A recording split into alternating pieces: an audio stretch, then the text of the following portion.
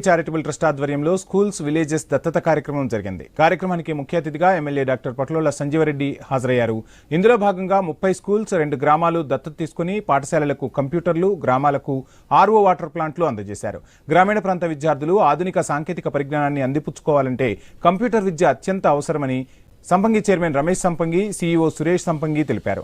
ప్రతి గ్రామానికి స్వచ్ఛమైన తాగునీరు అందాలనే లక్ష్యంతో ఈ వాటర్ ప్లాంట్లు ఎంతో ఉపయోగకరంగా ఉంటాయని తెలిపారు. భవిష్యత్తులో విద్యాభివృద్ధికి, గ్రామాల సమగ్రాభివృద్ధికి సంపంగి గ్రూప్ నిరంతరం తోడుంటుందని హామీ ఇచ్చారు. గ్రామీణ విద్యార్థులకు కంప్యూటర్ విద్య అవసరమని ఎమ్మెల్యే వ్యాఖ్యానించారు.